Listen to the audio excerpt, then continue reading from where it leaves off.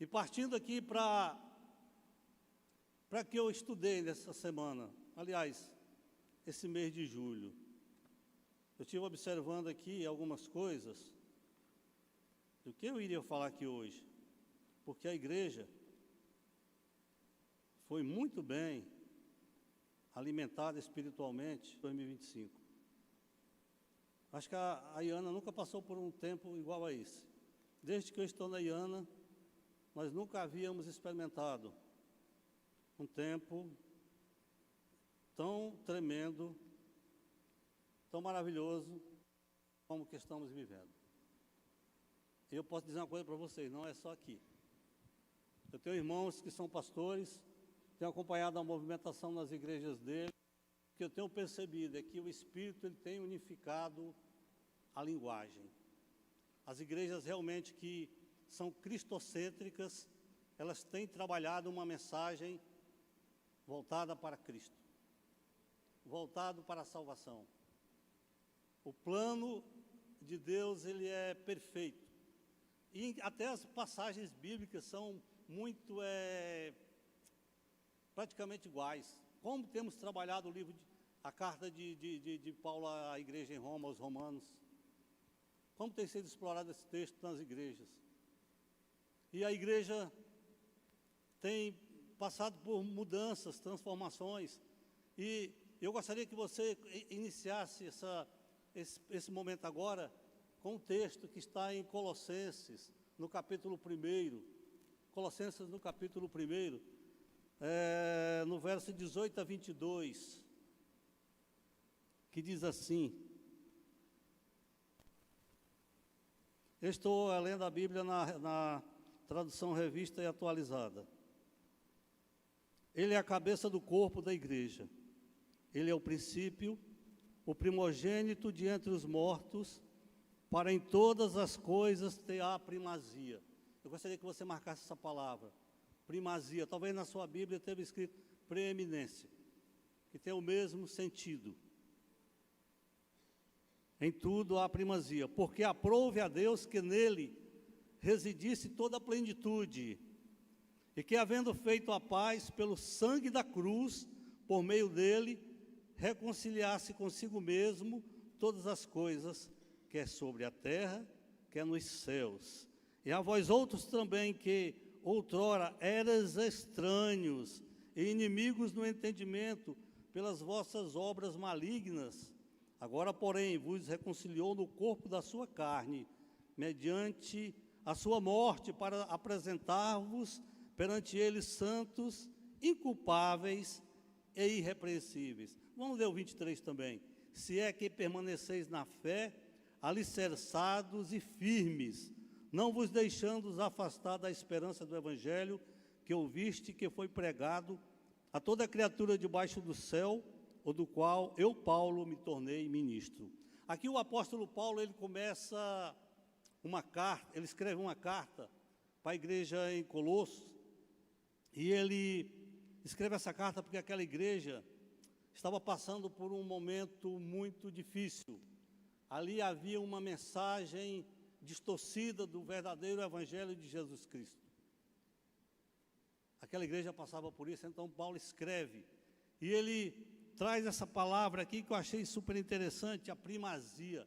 Ele é a primazia, ele é a preeminência.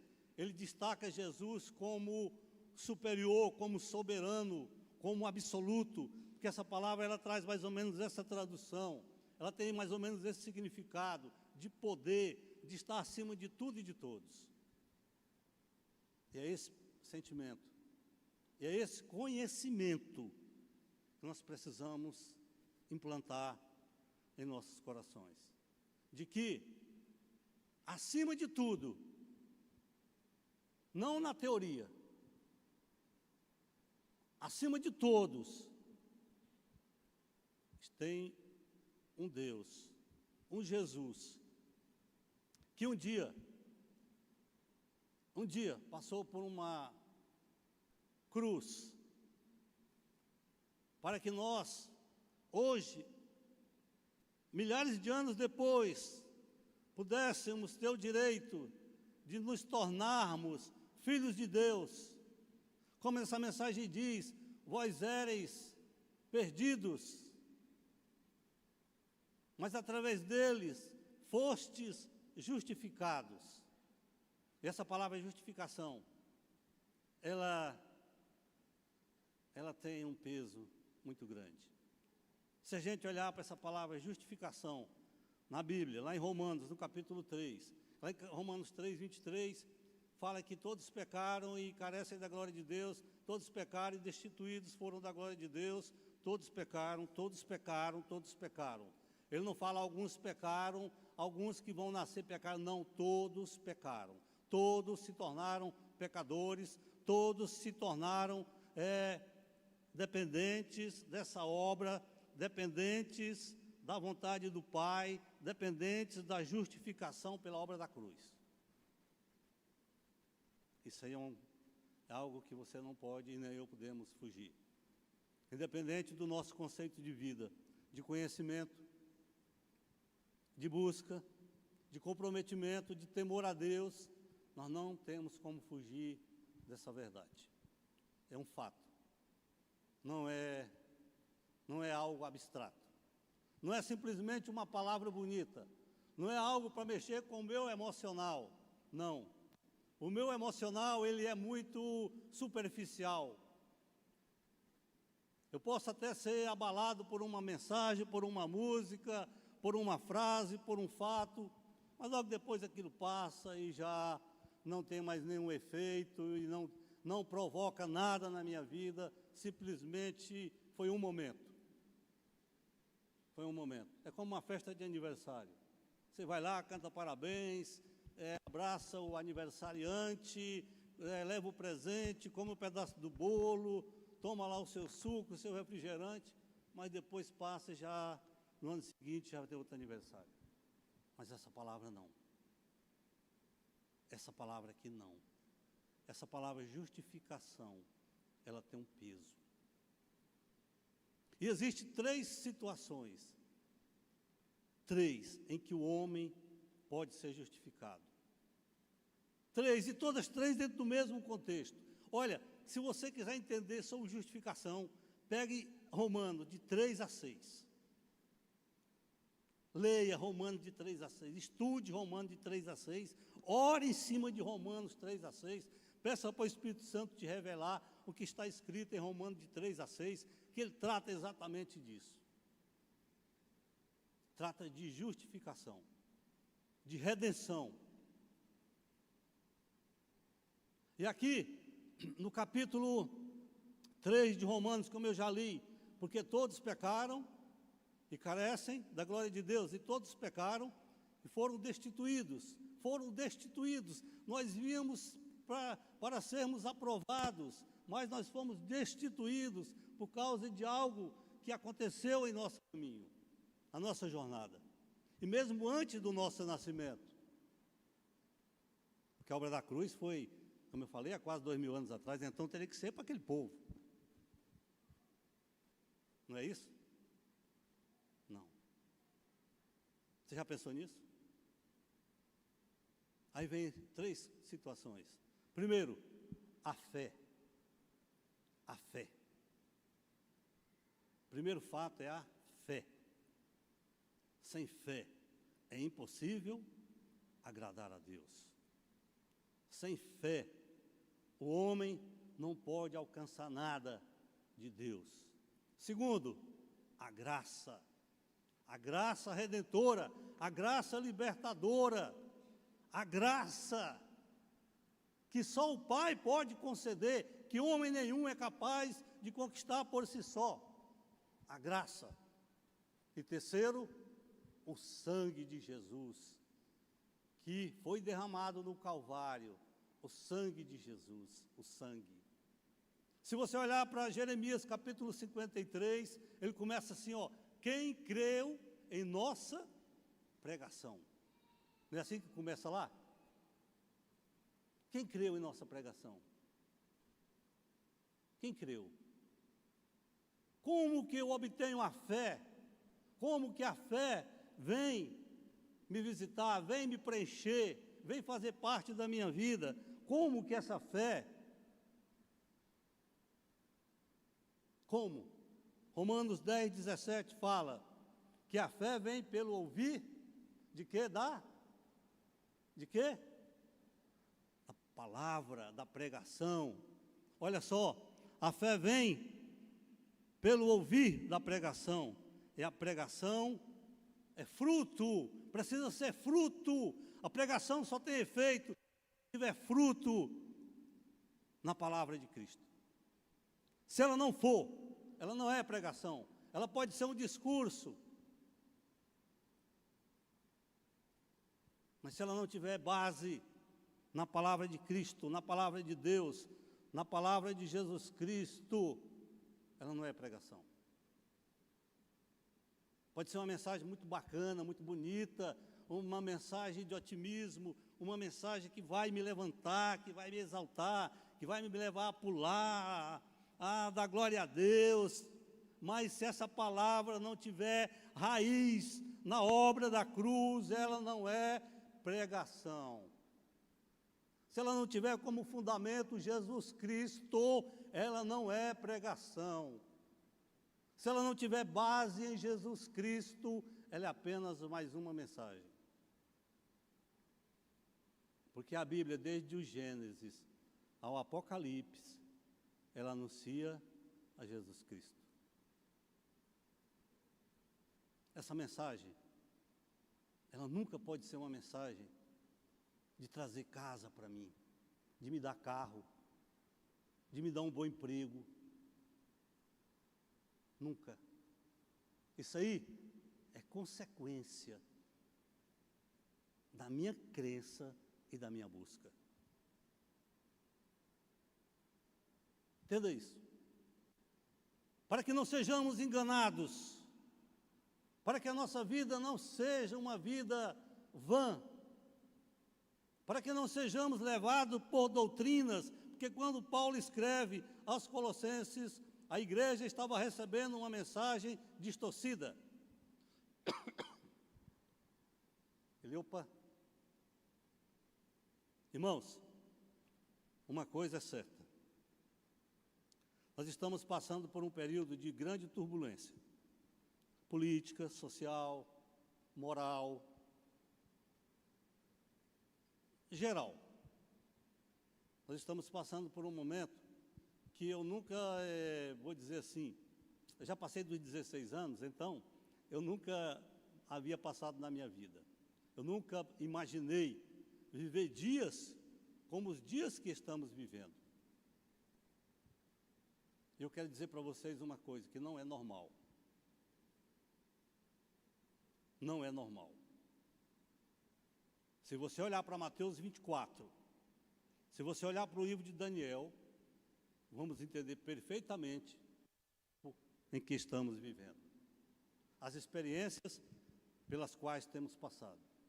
Inquietação, insegurança, frieza, desamor, desrespeito, incredulidade, distorção da palavra. A palavra tem sido banalizada. As pessoas têm feito dos altares seus palcos particulares. Só que Deus está varrendo e vai varrer tudo isso. Nós vamos passar por um tempo em que a figueira vai ser cada vez mais sacudida.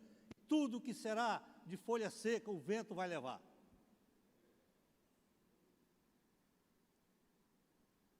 Tudo. E quando nós falamos, é pela fé, é pela fé, é pela fé. Lá em João 3,16, olha o que diz João 3,16. Porque Deus amou o mundo no conceito mundo, pessoas, seres humanos, amou o mundo de tal maneira que deu seu Filho unigênito, o seu único Filho, para que todo aquele que nele crê não pereça, mas tenha a vida eterna. E onde é que está a fé aqui? A fé está no crer. Para que todo aquele que nele crê. E quando eu coloco essa palavra crer no conceito cristocêntrico, está ligado a obedecer, a submeter, a renunciar, a perdoar, a orar, a buscar ao Senhor, crer. E continuando, olha o que diz lá em Romanos 3, 28. Vamos lá. Romanos 3, 28. Concluímos, pois, que o homem é justificado independentemente das obras da lei. O homem é justificado pela fé. Se eu perguntar para as pessoas, você tem fé em Deus? Ah, eu tenho. Todo mundo vai dizer que tem fé em Deus. Mas quando a gente é sacudido, quando a gente passa por experiências não muito boas, quando nós somos abalados por dores, aí é a hora de mensurar a fé. Eu mensurar a fé na vida dos outros é muito fácil. Mas quando eu estou dentro do contexto, vivendo aquilo ali, aí sim, essa minha fé é provada. Semana passada eu estava acompanhando minha mãe. Minha mãe tem 86 anos, já vai para 5 anos acamada. O quarto dela é uma semi-UTI. Funciona a mente dela funciona. Ela não fala porque tem uma tráquea aqui. Alimentação, sonda. Deitada numa cama. Uma tela de televisor ali na frente, e havia uma mensagem do pastor Hernandes de Lopes. Ela lá, desse jeito assim, ó, nem piscava.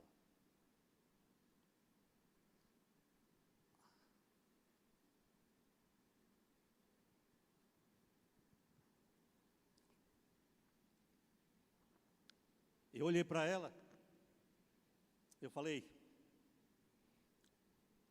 estava só eu e ela no quarto, ela acompanhada por um home care, e eu falei para ela, não falei para ela, falei comigo e Deus, falei, Senhor, se o Senhor quiser, você levanta ela da cama aqui agora, mas é se o Senhor quiser, é se estiver dentro dos teus planos, se for o propósito do Senhor, se for. Se não for,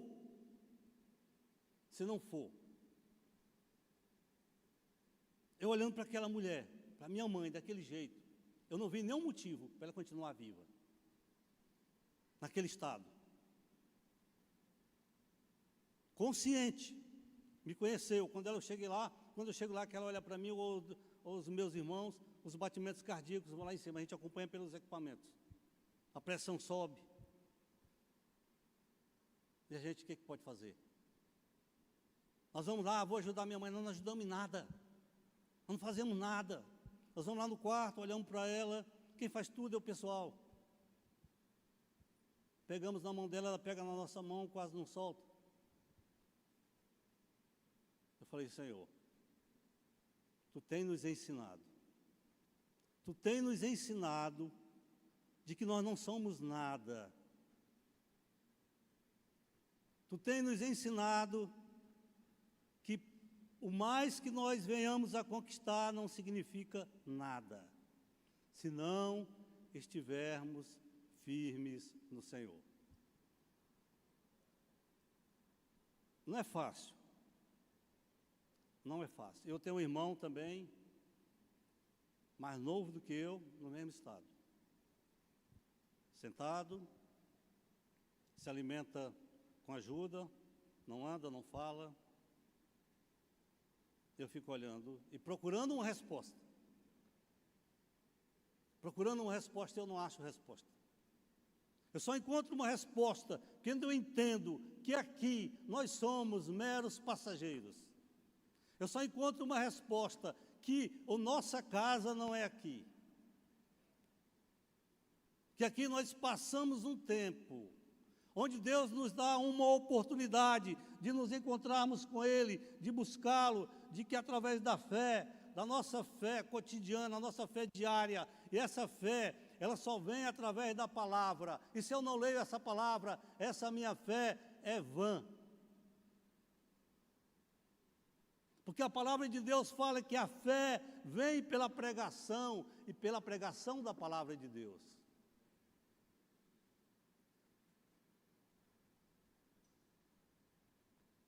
A fé. Olha só o que diz lá em Gálatas 3, 21. Acho que é 21. Pois todos vós sois filhos de Deus, mediante a fé em quem? Em Cristo Jesus. A fé é através de Cristo. A fé que eu vou levantar amanhã cedo, isso não é fé. Isso é perspectiva. É uma perspectiva que eu tenho. Pode acontecer? Pode. Pode não acontecer? Pode também.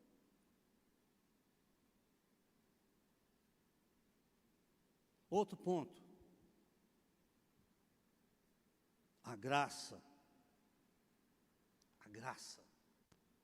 A graça de Deus. A graça maravilhosa de Deus. A graça. A graça do Cristo se entregar, padecer, sofrer, para que você e eu tenhamos esse privilégio. A graça. Porque lá em Romanos 3, 23 diz que todos pecaram e destituídos estão da glória de Deus. Porque todos pecaram e carecem da glória de Deus. Mas olha o que diz Romanos 3, 24. Sendo justificados gratuitamente por sua graça, mediante a redenção que há em quem? Cristo Jesus. A fé em Cristo Jesus, a graça através da redenção em Cristo Jesus. Não tem outro caminho. Não há outra. Gálatas nós já lemos. A graça, amigo. Só que a graça não é de graça. A graça tem um preço. E o preço foi morte de cruz. Uma cruz que seria para você e eu. Por herança, seria para você e eu. Porque pecadores como somos, não somos merecedores de nada. Mas a graça redentora de Jesus Cristo, através da obra da cruz, nos deu o direito de nos tornarmos herdeiros, participantes, filhos.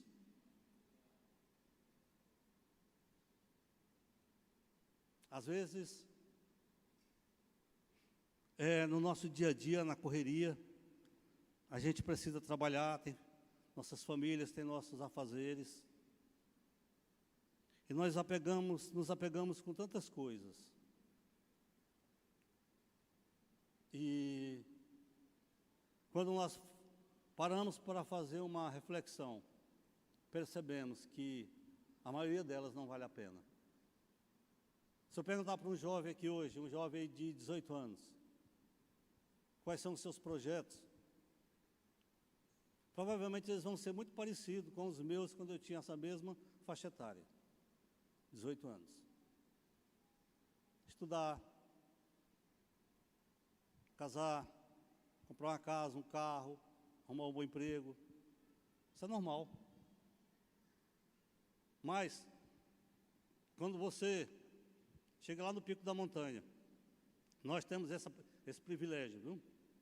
Chega lá no pico da montanha e lá você tem uma visão ampla de tudo.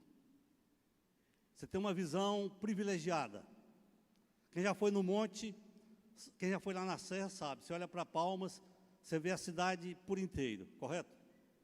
Você vê o lago, você vê tudo. Só que você começa a peneirar, a filtrar. Aquilo não me serve, aquilo já não me serve, aquilo já não me serve. As nossas prioridades passam a ser outras. Muitas coisas pelas quais eu lutava, hoje eu não tenho nenhuma motivação para buscar mais. Não tenho. Uma motivação que eu tenho é a salvação da minha família. Essa é diária. Salvação de cada um, para que nenhum se perca. Porque eu sei o peso que é uma condenação eterna. Eterna. Ela é eterna. Não há retrocesso. Não há como recorrer. Não há. Enquanto estamos vivos, temos o privilégio. Nós estamos naquele meio tempo, sabe? Entre o nascimento e a morte. Nós estamos nesse meio aqui, ó. Estamos percorrendo esse caminho aqui. Essa estrada. É como se fizéssemos uma viagem daqui para Araguaína. Saímos de Palmas. Sabemos que precisamos chegar a Araguaína. Mas não sabemos o que vai acontecer no percurso. E aí? Você já parou para analisar como que está o seu percurso? Quais são as suas metas para daqui a 3 meses, 4 meses? Como que você deseja ter um Natal? Eu nunca imaginei que um dia eu fosse ver minha mãe como ela está. Uma serva de Deus, uma mulher de oração. Dei muito trabalho para minha mãe. Eu já falei aqui, ó, quando eu era jovem, ela mandava umas cartas para mim, na época não tinha WhatsApp. Era tipo na época do apóstolo Ronaldo aí, que ele mandava as cartas para a apóstola Marilza, ele em Goiânia, ela em Paraíso. Demorava 15 dias para chegar uma carta, até 20. E na carta da minha mãe, sempre no canto direito aqui, eu recebi a carta, aqui no canto direito aqui, tinha um versículo da Bíblia aqui. Eu pegava, dobrava, tirava, rasgava e jogava no lixo. Era eu. Era eu perdido. No abismo. Sabe por que eu estou aqui hoje? Porque ela orou. Porque ela colocou o joelho no chão. Você tem filho? Tem filho custoso igual eu? Fui. Ore pelo seu filho. Não abra mão do seu filho. Não abra mão. Não abra mão. Ore, coloque o joelho no chão, ore. Eu pegava aquilo lá e rasgava. Um dia, quando eu tive um encontro com Cristo, é como se viesse assim fosse fazer uma retrospectiva de fatos da minha vida. E à medida que eu avançava, eu compreendia fatos. À medida que eu avançava, eu compreendia algo que havia ocorrido comigo. Porque nós só saberemos quando estivermos em frente à luz. Enquanto estivermos na escuridão, não teremos nenhuma visão do reino de Deus. À medida em que eu avanço, em que eu me aproximo de Cristo, à medida em que eu começo a conviver com Ele, em que eu leio essa palavra, um verso, nem que seja 2 versos, mas que eu pare, que eu leia essa palavra, que eu pare um pouquinho para meditar, para falar com Ele, eu me aproximo e ali eu percebo que minhas roupas estão manchadas. Minhas roupas, há partes que estão sujas, porque enquanto eu estiver na escuridão, eu posso estar dentro de um lixo, mas eu não vou perceber. Assim a vida é a nossa vida. Quando nós começamos, de fato, uma convivência com Cristo. E o terceiro, o sangue. O sangue. Romanos 3, 24. Aqui nós já lemos, não lemos aqui, ó? Sendo justificados gratuitamente por sua graça, mediante a redenção que há em Cristo Jesus. Mas, no capítulo 5, no verso 18, capítulo 5 de Romanos, verso 18, pois assim como por uma só ofensa veio o juízo sobre todos os homens para a condenação. Olha bem esse verso, pois assim, por uma só ofensa, veio o juízo sobre todos os homens para a condenação. Assim também, por um só ato de justiça, veio a graça sobre todos os homens para a justificação que dá a vida.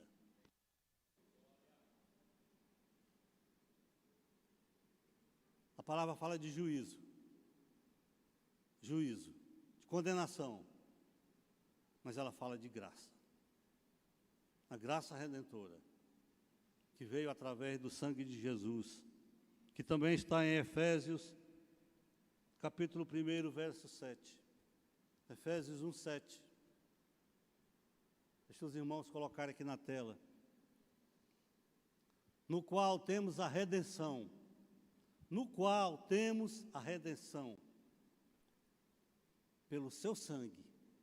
A remissão dos pecados. Segundo a riqueza da sua graça. Não há como separar, queridos. Não há como separar fé, graça e sangue. É um contexto só. É Cristo, é cruz, é crucificação, é redenção, é preço pago. Não há. E em 1 João 1,7, olha o que diz. 1 João 1,7. Se porém andarmos na luz, como Ele está na luz. Olha só. Se porém andarmos na luz, como Ele está na luz, mantemos comunhão uns com os outros. Comunhão uns com os outros. E o sangue de Jesus, seu Filho, nos purifica de todo pecado.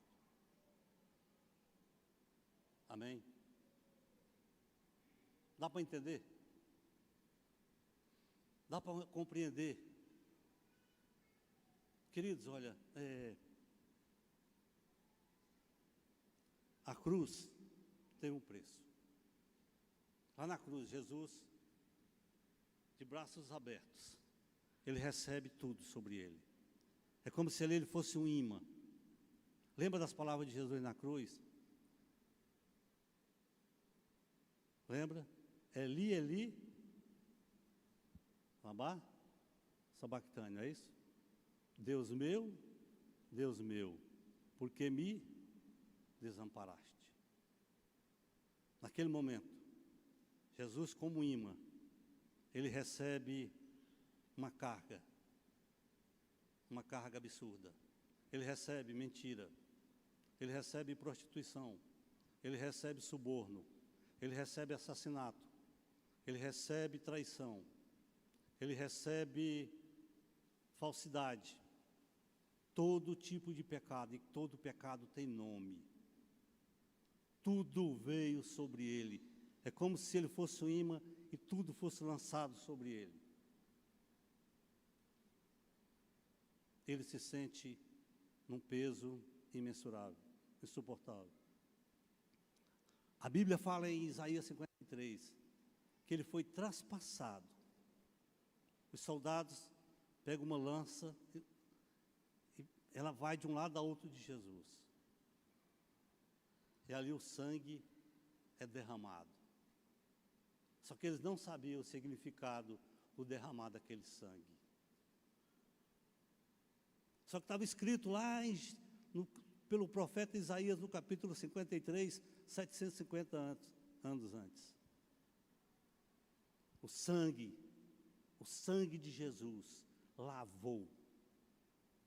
Ele lava até hoje os nossos pecados. Eu gostaria que vocês se colocassem de pé.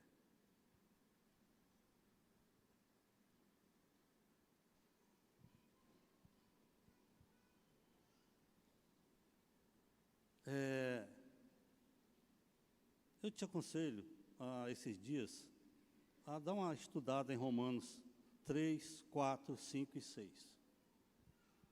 Carta de Paulo à igreja em Roma. E ore, peça ao Espírito Santo para te revelar, para te trazer discernimento, entendimento dessa palavra. Veja o contexto. Dê uma olhada no contexto. para entendermos. Porque é necessário que tenhamos entendimento. Sem entendimento, a palavra não frutifica. É como a mensagem do semeador. O semeador saiu a semear. Ele já lançou a semente à beira do caminho. Os pássaros vieram e comeram. Lançou em um terreno rochoso. Ela brotou, cresceu um pouco, mas logo veio o sol e ela secou. Ela lançou também em um local que havia espinhos. A semente brotou, cresceu. Parece que ia dar tudo certo. Só que os espinhos a sufocaram. O mundo sufocou. O mundo me sufocou por muitos anos. Eu recebi a palavra na minha infância, mas o mundo me sufocou por 20 anos. A palavra veio, era para produzir frutos, mas não foi possível, porque os espinhos sufocaram. Até que ele lançou em terra boa. E quando ele foi lançado em terra boa, não é em qualquer lugar, querido. Não é em qualquer lugar. Não é em qualquer templo chamado igreja. Não é. Olha a palavra que você está ouvindo. Compare a mensagem que você está ouvindo com a Bíblia. Veja se a mensagem que você está recebendo tem base bíblica. É como diz alguém por aí, um pregador, que a igreja que nós devemos frequentar não é a mais próxima da nossa casa, é a mais próxima da Bíblia. Pense nisso. Bíblia, base, rocha, entendimento. Porque se eu não tiver entendimento, eu não vou crer. Eu não creio, eu não acredito, eu não creio no que eu não acredito. Eu não acredito, eu não vou dar consistência. Eu quero te convidar nesse momento a curvar sua cabeça, fechar seus olhos e que você ore. Ore ao Senhor. Se tiver alguma dúvida no seu coração, peça a Ele, peça ao Espírito Santo para remover. Peça ao Espírito Santo para remover todo o espinho que tem sufocado a tua vida. Peça ao Espírito Santo para remover tudo aquilo que tem te impedido de ter uma comunhão plena com Ele. Eu não estou falando de religião, de você vestir uma roupa religiosa, uma capa religiosa, não. É um relacionamento diário com Cristo. Ah, Senhor, eu sou pecador. Sim, Senhor, eu sou pecador, mas eu quero uma vida com o Senhor. Ó Senhor, eu sou pecador. Sim, Senhor, eu sou pecador, mas eu quero a redenção, Senhor. Porque não é algo de mim, Senhor Deus. A tua graça, Senhor, não é de homens, não é através de obras, Senhor. É pelo teu amor, é pela tua misericórdia, Senhor. Para que sejamos justificados, ó Deus, pela fé, pela graça e pelo teu sangue. Ó Deus, em nome de Jesus. Senhor, visita cada um. Visita cada irmão, cada irmã. Visita as famílias, Senhor Deus. Ó Deus, não deixe, Pai, que os espinhos do mundo os sufoquem. Sabemos, ó Deus, que muitas vezes estamos plantados em meio ao joio, mas que o Senhor nos guarde, que o Senhor nos proteja, que o Senhor nos livre de ser colhidos com o joio, Pai. Que haja dentro de nós, ó Deus, entendimento da Tua palavra. Que haja dentro de nós, Senhor Deus, fome e sede pela Tua palavra. Que essa Tua palavra, Senhor Deus, possamos dizer que seja realmente lâmpada para os nossos pés e luz para o nosso caminho. Ó Deus, que só assim, ó Deus, a verdadeira mudança poderá acontecer em nossas vidas.